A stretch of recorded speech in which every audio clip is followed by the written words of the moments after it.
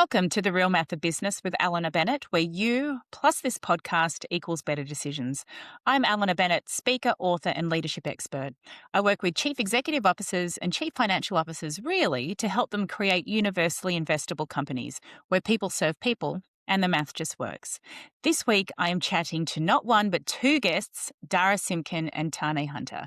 But first, here is my thought-provoking question. So this is a real live in motion insight into kind of how my brain ticks. And I'm going to, I guess, very briefly share a little bit of under the hood stuff with my thinking. My thought provoking question for you is, when you think about math, what comes to mind? We've called this podcast The Real Math of Business. So there's some sort of belief, if you've tuned in, if you've listened, there's something around the real math that you kind of want to learn more about. So when you think about math, what comes to mind? Is it profit? Is it earnings? Is it money? Is it cash? Is it school? It could be anything. And I guess one of the things that I've realized as I've continued to explore this IP within my business, with my clients, and through the incredible insight of the podcast guests, is, for me, math is actually more than just money and metrics. Math is the logic of how things relate and behave under rules, which kind of sounds a little bit big. It's probably quite an engineering way of thinking about the concept of maths. I'm not sure. I'm not an engineer, but it kind of sounds a little bit engineering. But when you think about money, when you think about metrics, they're all based on some sort of idea of a formula, and that formula creates a constraint. And for me, I can understand, like, logic. That kind of is logic, right? So for me then, where I've landed, the short version of the math of business, for me, the math of business is the logic of constraint and consequence. So the rules, the structures, and the scarce resources, money being one of them, that shapes how a business actually behaves. But that's just me. I would be really curious to learn what math means to you. Let me know. And now to our chat with Dara Simkin and Tāne Hunter. Well, it's an absolute pleasure to welcome Dara Simkin and Tāne Hunter to the podcast today. Dara Simkin is Australia's leading voice in play at work and the founder of Culture Hero, a learning experience design consultancy specialising in evidence-based play interventions that strengthen adaptability, collaboration and human capability in an era defined by rapid technological change. She is an expert facilitator and keynote speaker with more than a decade of experience designing experiential learning for organisations across technology, finance, healthcare, retail and the public sector. Tāne is a cancer researcher and science communicator. He is the founder of Future Crunch, a group of scientists, artists, researchers and entrepreneurs that believes science and technology are creating a world that is more peaceful, connected and abundant. Their mission is to foster intelligent, optimistic thinking about the future and to empower people to contribute to a 21st century that works for everyone. Dara and Tāne, it would be remiss of me not to start by congratulating on the very recent release of your new book. I think you've got a copy there for us, Full Stack Human. Do you want to just show us, first of all, Full Stack Human? Well done. I think you said that came out 2 weeks ago. Is that right? A little bit less than 2 weeks ago. We're about a week and a half in. Hot off the press. Well, so I want to say thank you so much for choosing to come on this podcast and speak with me, because ordinarily when in our podcasts, we don't typically go straight to the book. But I want to say, and we had a little bit of a chat about this before we jumped on, I love the book. I was very fortunate enough that you graciously gave me a publisher pre-copy, and I love it. I talk about having anchor books for my work, and I reckon this is going to be an anchor book. So thank you for spending the time with us today. Oh, thank you. That's lovely. Again, as a result, what I'm going to do, there are some pretty provocative statements that you make. And, you know, we do want this to be a free-flowing conversation. I would love to learn more about what makes you both tick. But I'm going to start by maybe just quoting a couple of phrases from the book, because I want to I want us to kind of really set the stage up front and ask, who needs to read this book and who do we want to talk to today? But I want to preface those questions with these two statements that kind of blew my mind a little bit. Is that all right? That sounds great. Okay. So Becoming a full stack human isn't actually an upgrade, but rather an archaeological dig back to who you were before the world convinced you that that wasn't enough. Okay, so that last bit, world convinced you that wasn't enough. Okay. Um, the full stack capabilities aren't just personal development tools. They're how to stay yourself when the pressure is on to be someone else. Now, the reason why those two statements kind of hit me in the face, and I wanted to start here because, to be honest, they're not messages that we haven't heard before, right? You know, we talk a lot about imposter syndrome, taking off your mask, taking off your... We've talked about that for a long time now. However, because we've been talking about those concepts for so long, I reckon there are a group of people who think they're showing up as their full selves, yet they're not. They're still being shaped by subliminal communication, expectations, etc. And so that's kind of why I was like, I'm so pleased that you have kind of put this front and center, because I'd love for you to give us all, myself included, a bit of a reality check that, hey, you might be not showing up as yourself.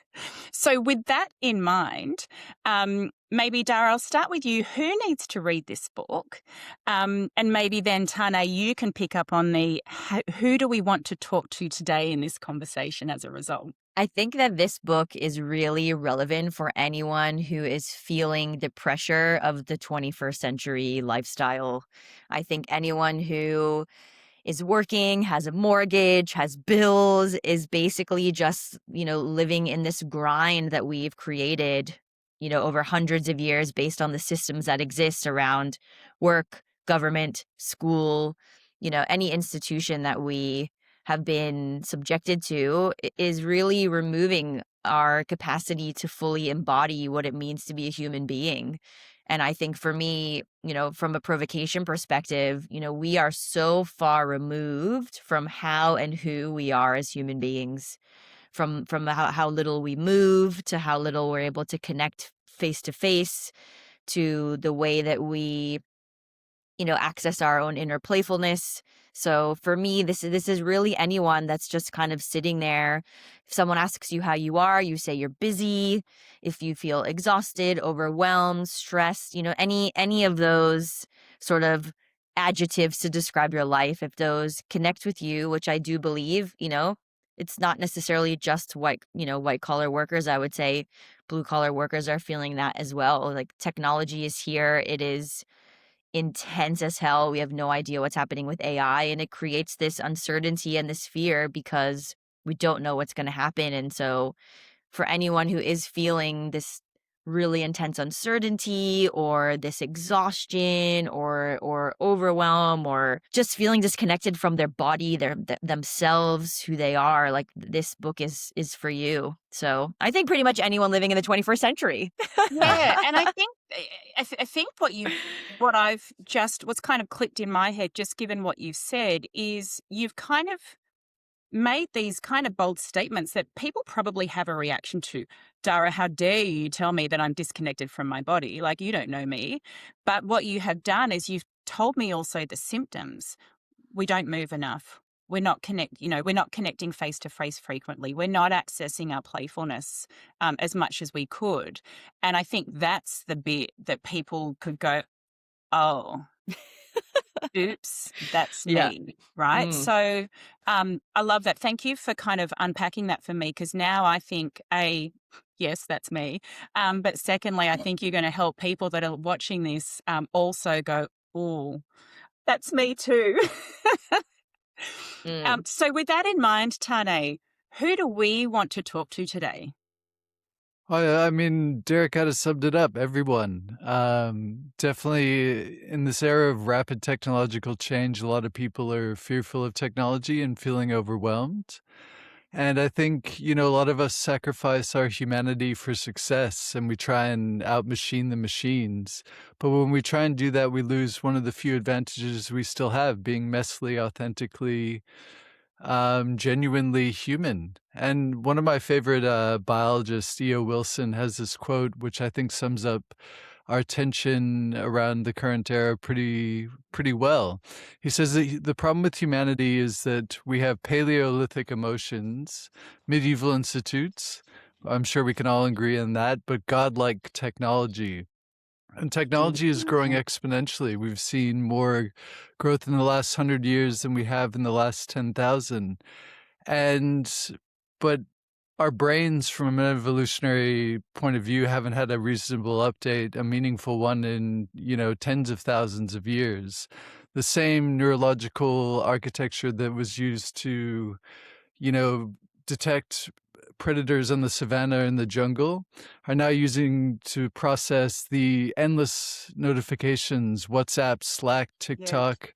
Our email inboxes keep growing. They feel sentient. They have like a life of their own.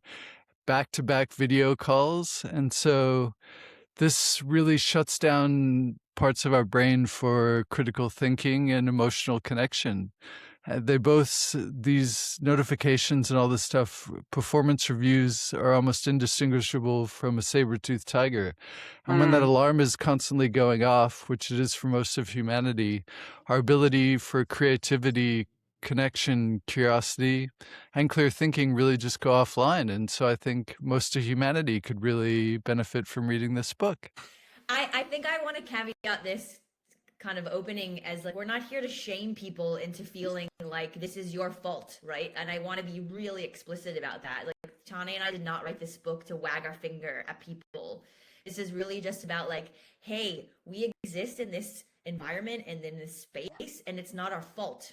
Nobody necessarily chose for AI to be created. Nobody chose for, there to be taxes and mortgages. Like, this is not what we've chosen. So, we're really trying to empower people to get to know their kind of neural networking and how does my brain work and why is it doing this, and have a relationship. Like, we make a joke like, take your brain for breakfast, have brunch with your brain, and understand the way that motivation works and dopamine and your biases, because the more we can understand the way that we are wired, the more we can work with it instead of against it, and feel this sense of kind of helplessness of like, everything is so much, I can't change the system, I'm just gonna numb out and watch Netflix all day. Do you know what I mean? So we're trying to empower people, and especially with Tāne being a science communicator, creating more like kind of abstract concepts around our brains and our neurochemistry, and making it accessible for people to go, oh shit, that's why I do this. Okay, now that I know where it comes from, I can work with it and navigate it, as opposed to just constantly reacting to things because that's how we're built. Is that what a science communicator is, Tāne? I was going to ask you, what is a science communicator?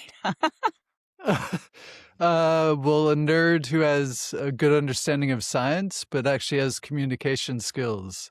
So high IQ in the scientific realm and good EQ, communication, empathy, and your ability to collaborate across multiple industries. Yeah. And I think one of the best parts about the book is Dara and I come from very different areas. Dara's play-based, culture building, community building, and really helping leaders excel in the current landscape. And I come from the science and technology side and really examine the intersection and where they collide and hopefully cooperate with society, culture, and the global economy. And in the book, it's not just from us. We talk to experts from around the world, about 10 experts. And Dara and I wanted to write this book because we were suffering with overwhelm and burnout. I mean, we were getting burnt out about even talking about burnout. So it was a journey through our own demons, and we talk about our failures a lot in the book. So if you want to know more about us and how we've messed things up, so it's also an authentic view of how to relate, succeed. And we have this portmanteau. A portmanteau is a combination of two words like lunch and breakfast, brunch. And we call it thrival. Not only survive, but to thrive, because those aren't two necessarily distinct things. We need to do them both in tandem at the same time. I love that. I'm curious, how did you guys come to meet? Because you are from distinct fields. Oh, we're in the same group of friends. We've been in the same sort of creative community for probably the last 10 years. Yeah. I met Tāne's previous partner in crime from Future Crunch, Gus, just through different connections, and then was introduced to Tāne. So yeah, we've been in the same kind of social circles for a long time, and just within the last couple of years have kind of noticed the intersection between specifically adaptability and play. Really looking at how play is training for the unexpected, and it really is the precursor to adaptability. So it was a really cool kind of colliding of worlds, and finding that, like I say, adaptability is just play in a fancy suit. I love that. I love that. I want to come back to, you've used the word human quite a bit already. And Dara, just to your point that you made around this is not trying to shame someone. Actually, the sense that I got from reading the book was, and I wrote it down because I was like, oh, this is to me what I feel you're doing to me, giving me permission or maybe instruction to be.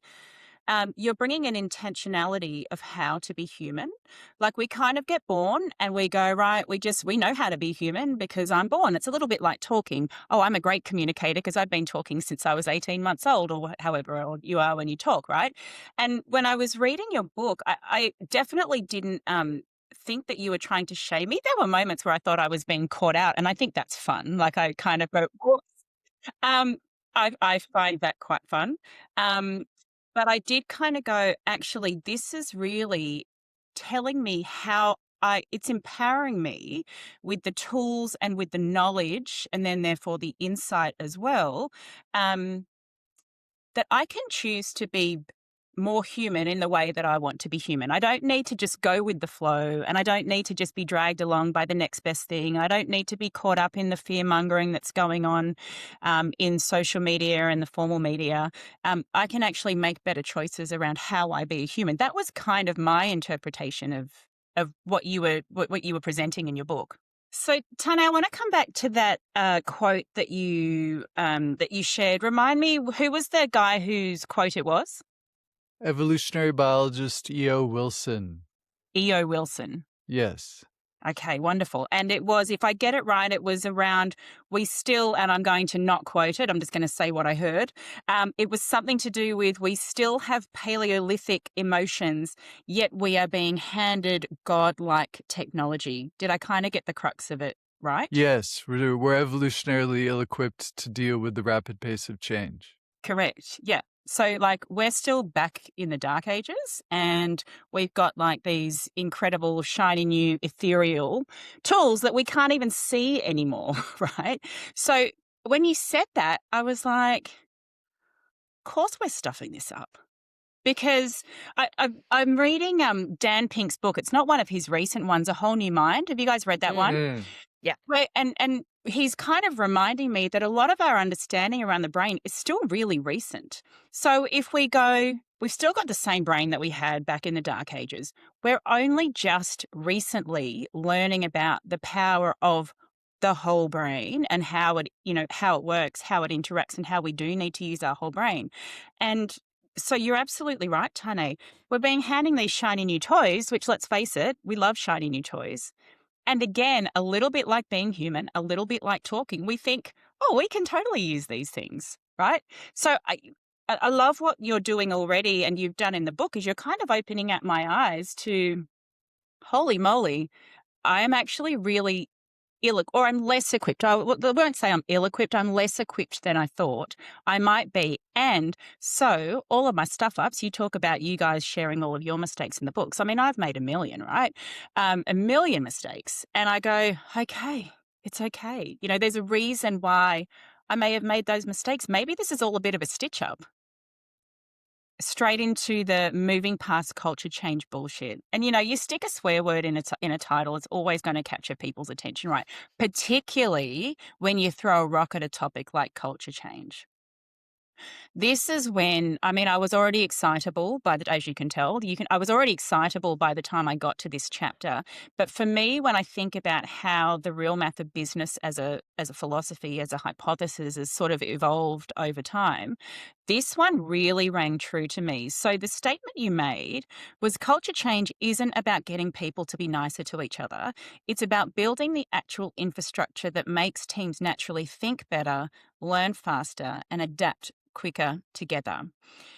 And why this got me so excited is that as I've evolved my thinking around what the real math of business is, I have landed on the fact that math is the logic of how things relate and behave under rules.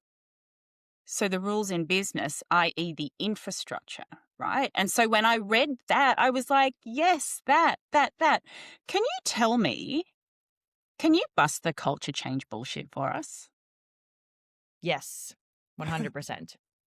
Go. So when you talk about the infrastructure, right? So this idea of conditions, like what are the actual conditions we're creating Yeah. for people to exist within a culture or a business?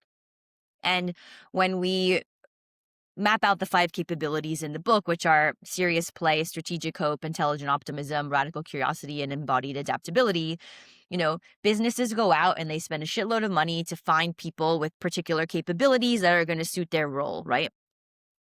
Underneath that, usually the roles are loosely defined. More than, I think, 99% of roles at the moment don't even have AI in their description. Like Tana and I went to a really fascinating talent acquisition workshop that we presented at the other day, and just, I think it was like hundreds of thousands of roles were looked up across every industry, and almost none of them include AI. So as far as just not really hiring people to do the things that they're needing to be doing, but basically, we hire these people for their capability, then we put them in an environment that suppresses it, right? We put them in an environment where it's high stakes, high pressure all of the time, which means from a nervous system perspective, people are constantly in fight or flight.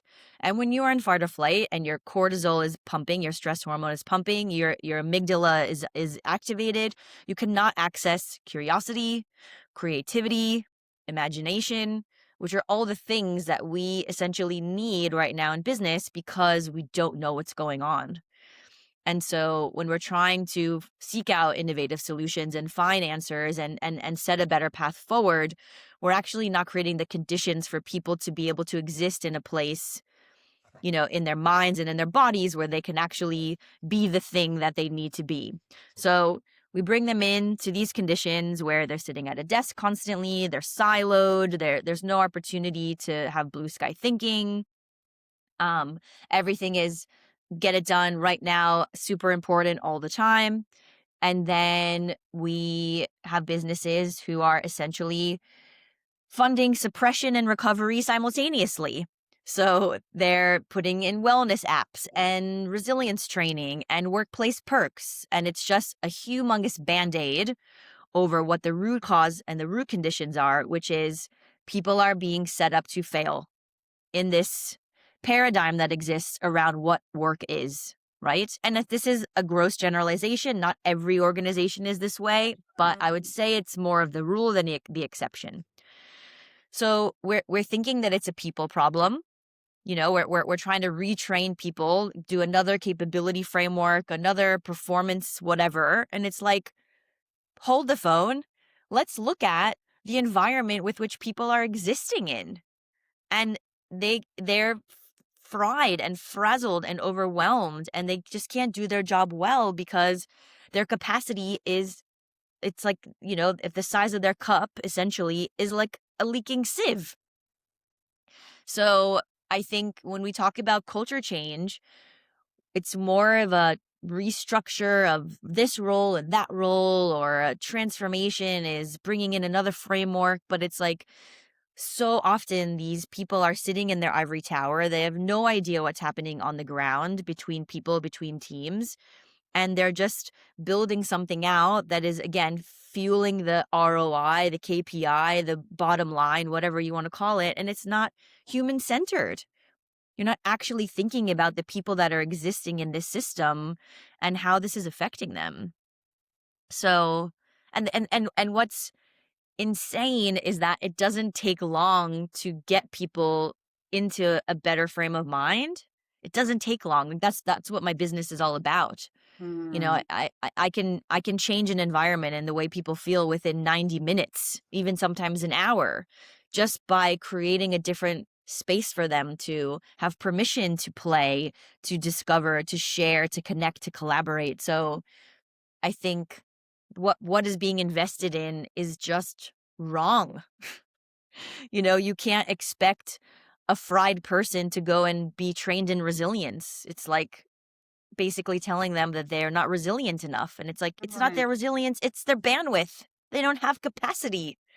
What are you doing about that? How are you lightening their load? How are you giving them less work? How are you giving them more freedom, more permission? You know what I'm saying? So it's a really kind of crazy, self-fulfilling thing that's happening. And it grinds my gears. Yeah, 100%. And I want to come to you now, Tane. At this point in time, AI has a lot to do with that. But realistically, technology has had a big part to play in this, right? Over the years. I want to talk about how you outsmart the machine. But before we do that, because I reckon there are so many people trying to do that without even knowing they're doing it, I was listening to Dara and I was thinking, I totally get it. I see how this is a band-aid. I see how this is a self-perpetuating problem that we're just making millions of dollars from industries that actually, if we'd done it right from the beginning, we might not need them, right? I just want to ask you, this random thought came to mind, so I appreciate it might be left of center or a little bit weird. We love non sequiturs. Yeah, If and love we weirdness. if we could go back, I don't know, is 50 years enough before all of this BS came to be, and before we started putting on the band-aids, how would we have built things differently? What could we have done differently to not get to where we are today, where, I'm bought in, Dara, we're just sticking lipstick on a pig. Like, it's not working, right? So how would we have built the world differently, knowing what we know now 50, 100 years ago? That is a huge existential question. I told you it was Well, weird. well, I think from in the lens of technology, I don't think we could do all that much in the sense that technology is going to progress pretty much regardless. It has a general trend upwards, an exponential trend of progress. But we could do a Mm. lot more with regulation. I mean, governments getting on board and making it safe, digital wisdom and literacy, especially around AI. A lot of people use it. I would say they don't play with it enough. They aren't creative enough with it, and also become addicted to it. I think a lot of people forget to realize that they are the product, and really taking back the choice and agency to use technology in a way that serves you rather than having you as the product. So I think it's more of a cultural human change that we could have done a little bit better. But I don't think we've created some malevolent technology or anything like that. AI is still going to progress, and it's not neutral, nor is it good, nor is it bad. We really have to set our intentions right. And if we get that intention right, especially in the sciences, we can unravel some of the deepest mysteries of the universe, like as we talked about the human brain. It's the Mm. most complex biological organ or thing that we know of in the universe, and we're using AI and this technology to unravel its mysteries.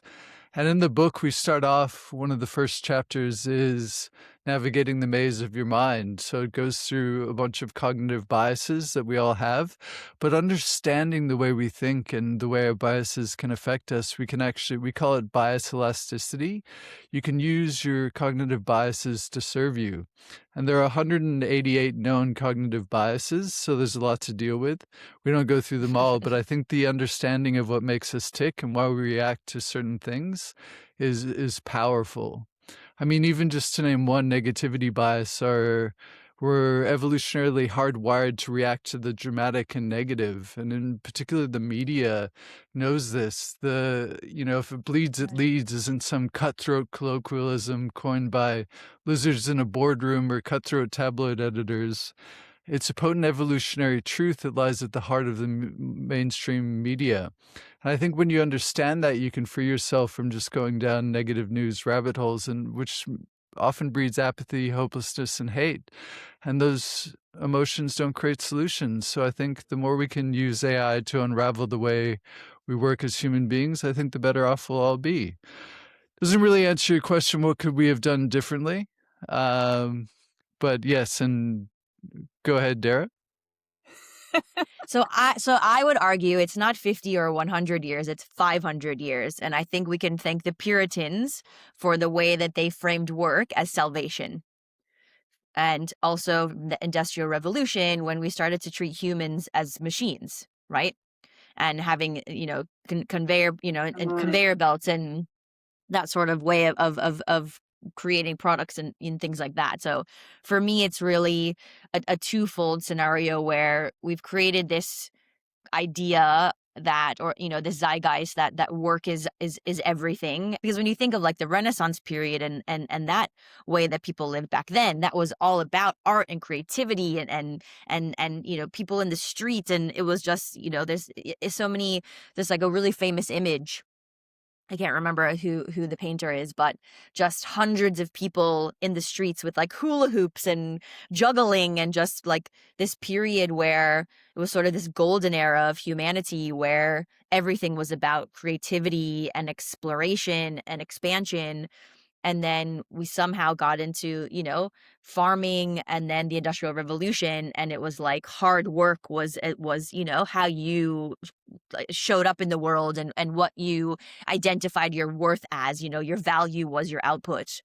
And so yeah, like with Henry Ford and people who started really diving into this concept of hard work and things like that, we see a really similar sort of way that we're setting up about trying to out-machine the machines. I mean, in the Industrial Revolution, you had people just like, you put this screw in, and then you put that bolt in, and then you turn this thing, and then you put that on. And like, we're kind of seeing that same thing with AI. It's like, the knowledge worker industrial revolution almost, in the way that human beings are being treated. And so we've created this concept of humans being these efficiency machines, these productivity machines, and constantly being measured by our output, which we're not that. So I think for me, it's at least 500 years that we've got to go back and take a long, hard look at ourselves, because that, I believe, is where we've gone wrong, unfortunately. Yeah, I would love to go back to the Renaissance period and one of the salons and discuss philosophy back then. But I mean, Eat a big ass turkey leg. Yeah, exactly. But yes, being chronically treated as productivity machines instead of being human and human systems, I think, is one of the biggest problems. So I know I really opened up a juggernaut there, and we kind of started out here, and then we had a conversation, and then I asked the question that made us go right back out here, which is super fun, by the way. But I want to kind of start to land the plane through the lens of the word that you used. You call it the integration imperative. But what I would love for you to do, I love that word integration, because I think that's kind of the biggest challenge when we live in an environment where it is all about more, more, more. I want to think about, if I'm sitting here and I've just listened to this conversation where you have challenged, the way we've done things over the last 500 years. And I'm sitting here going, A, that's a little bit ridiculous, but B, I can't help but agree with the things that you've said. But if I'm sitting here and now in 2026 within an organization that probably is fostering somewhat of an unrealistic pace, it probably has wellbeing programs and all of those things, what do I do with all of this, guys? How do I, and we're trying to outsmart the machine. So as you said, Tāne, technology and AI is going to keep going. It is going to go, and it's going to keep going upwards. And we've got this kind of people trajectory. What do I do having heard this conversation if I'm sitting here going, so what? How do I take these really big yet logical concepts, sensible concepts that I can see if I embodied would help me, but yet I operate in this ecosystem that I don't actually have a huge amount of control with? What do I do now? So I think, going back to what we talked about originally around the conditions, right? So Yeah. we look at, there's our relational conditions, who our community is, who we connect with, like the to the people in our sphere, right? We have control over that. And that is going to expand or contract our capacity. There's also our information conditions. How we, like Tāne talks about intelligent optimism and the news cycle, what information are we consuming? And that's going to make or break our capacity. And then we also have our physical conditions, which are like our eating, our sleeping, our exercise, etc., which we also have control over those. And then we have work, right? So if we look at sort of those main 4 conditions in our life, we have control over 3 of them, which from a mathematic perspective is a decent chunk, right? It's at 75% of our environment. We can decide and make choices around what we're bringing in and what we're putting out. And so, from an energy perspective, we talk about, energy is not ever created. It's only transmuted and transferred. So it's like what are you putting your energy into, and is that bringing it back? And that is to do with your sleep, your exercise, your relationships, your information, etc. So if you can have control and agency over those elements of your life, that's going to help you build more capacity for where you can't control it, right? So if you are not fostering positive relationships, if you're doom scrolling constantly, if you're not sleeping well or eating well or exercising, your bandwidth to deal with a more challenging workplace is going to be compromised inevitably, right? So I think it's realizing that we are not helpless. We are not necessarily the victim of our circumstance completely. Yes, we cannot control our work environment, but we can control how much capacity we have to deal with it. Does that make sense? It makes complete sense. Mm. And I'm curious, Tāne, of your, the scientific perspective. So I understand, all of those things, capacity, energy. What does the scientist in you say to that, Tāne? Well, I mean, going back to ecology and the environment, conditions, think about your conditions. A plant doesn't grow because it's a bad plant. It grows because the soil conditions aren't there, not enough water or sunlight.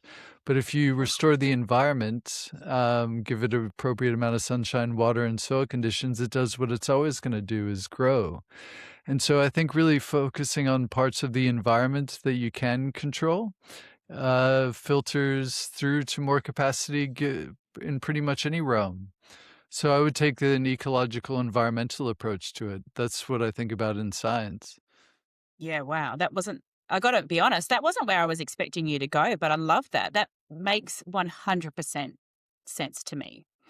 And I think that is a really nice way to kind of ask you both my sort of final question, which is around the real math of business ratio. So we sort of we're on a mission, I guess, to create businesses where people serve people and the math just works. Math being the logic of how people relate and behave under pressure or under rules, I guess. What we're starting to do and really enjoying is hearing other people's interpretation of what that ratio might be. I'm curious for both of you, maybe Tāne, you've got the mic. Why don't you kick us off? What's your real math of business ratio? And then Dara, you can bring us home with yours. That's a great question. I might challenge you a little bit, because your hypothesis is basically business is 50% numbers and 50% people. I don't know. It's not numbers, it's math. So math being math. defined as the way people relate or how things relate and behave in the conditions under rules. Yes, so I have studied maths extensively because I'm a nerd. No doubt. But I think you could argue it's 100% maths. And the question is, what maths and numbers are you counting? Most organizations, I think, misdiagnose and are counting the stuff that's easy to miss, but they're missing, 50% that is actually driving everything, the cost of a depleted team, the lack of curiosity and culture. You need to build a curious culture.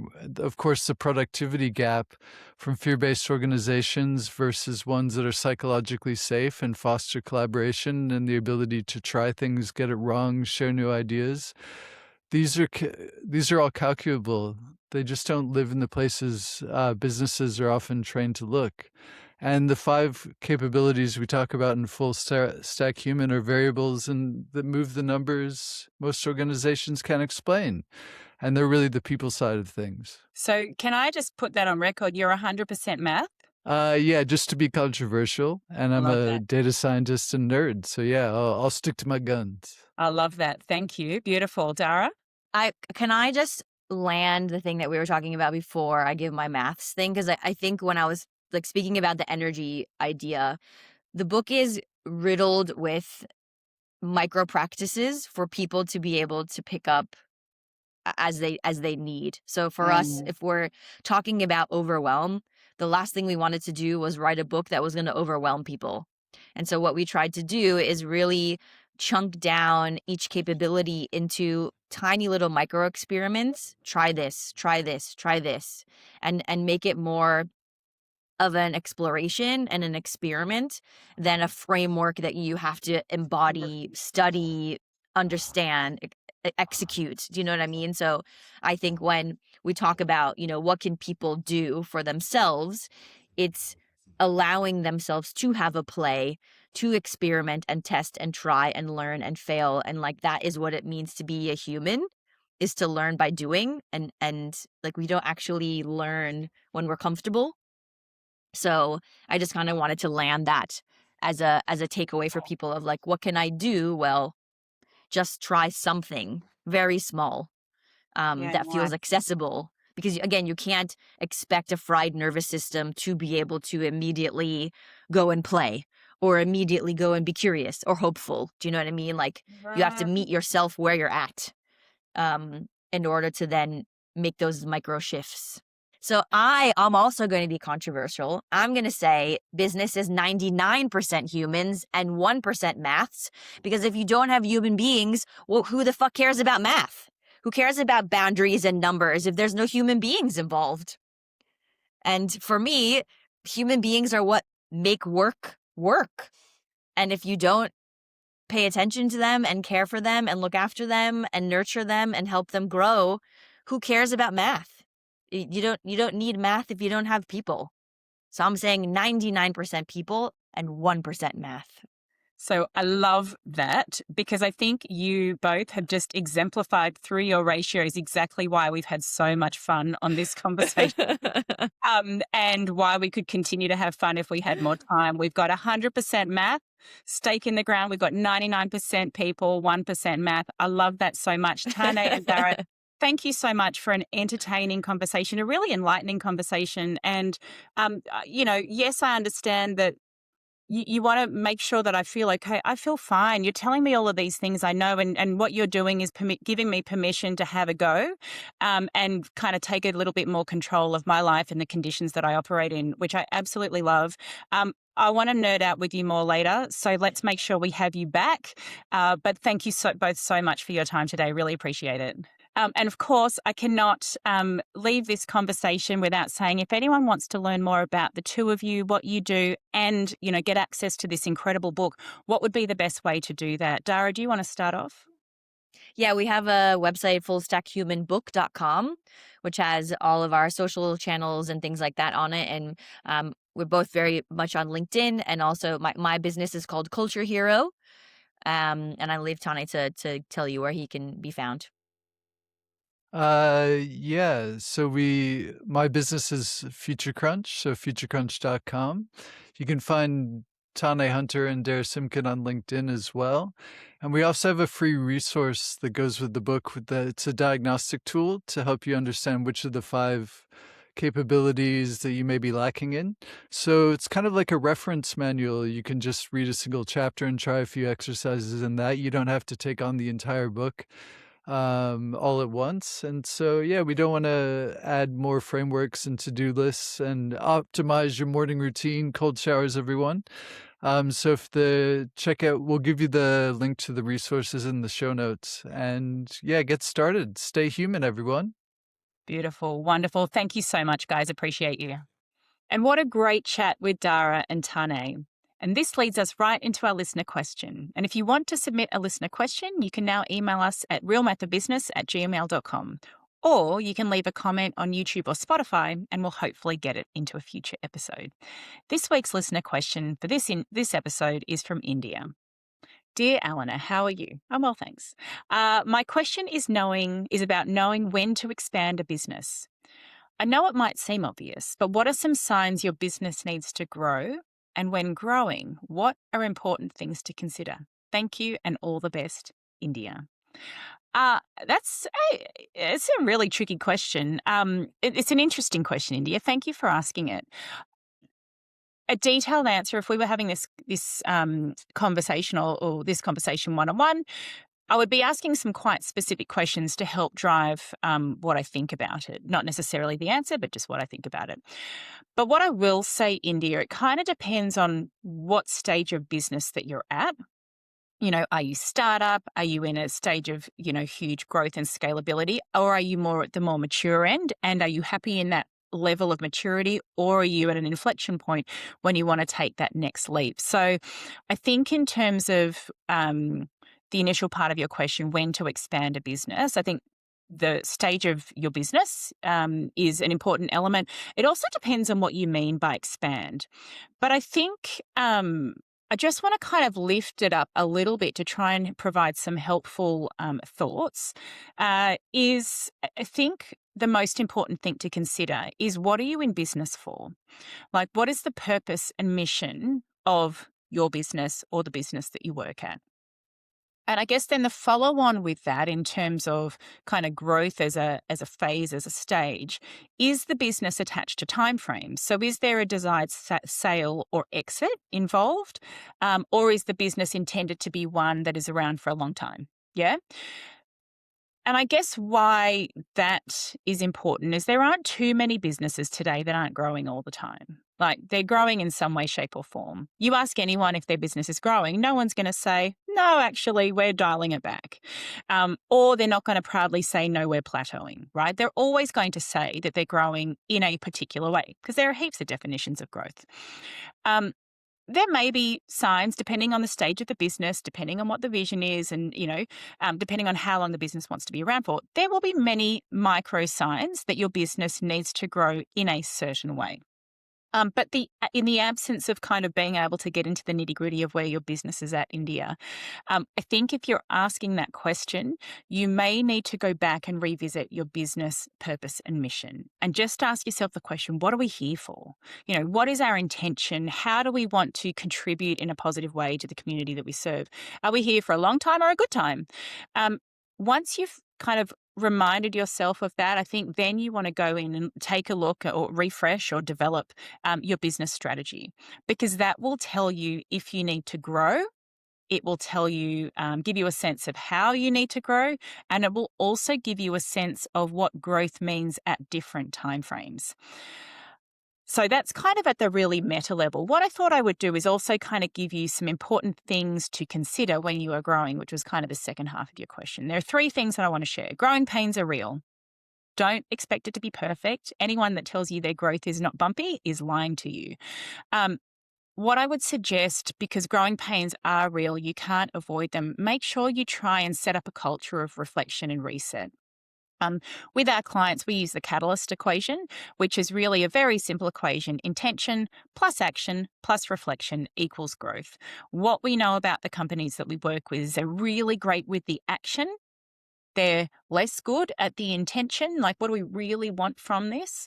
And they're really poor at the reflection. How did we go? What does it mean? How do we do it better next time? Yeah. So that's just a really simple way of going: intention, action, and reflection equals growth. Make sure you're covering off on those things and make that part of your BAU rhythm. And that's how you will get it permeated into your culture. The second point, make sure you grow good. Because if you're, when you're growing people, you're growing process, you might be growing system. So you want to make sure that your current people and process are in good enough shape to scale, because otherwise you're just going to scale inefficiency, which is going to be more costly and ultimately force you to do some sort of wind back in the future. And then the third point, there's a great book by Marshall Goldsmith, What Got You Here Won't Get You There. I think that's always a really important phrase to remember when you're growing, because what got you to where you are now won't get you to the next phase. And there are so many, we kind of say we want to grow to here, we want to be to here, but are we willing to let go of the things that got us here? So you might actually need to get rid of people, processes, maybe even products or services to get to that next stage of growth. You also may have to shake off existing beliefs or stereotypes about you, your business, or your industry to grow the way you want. So remember, if you choose to grow or when you choose to grow, growing pains are real. Make sure you grow good, and what got you here won't get you there. India, I hope that's been helpful. Great question, and I'm really pleased you've asked it. Thank you for listening to The Real Math of Business with Alana Bennett. If you liked this episode, remember to subscribe for more content and stay on top of the real math of business. I've been Alana Bennett. Thank you for listening.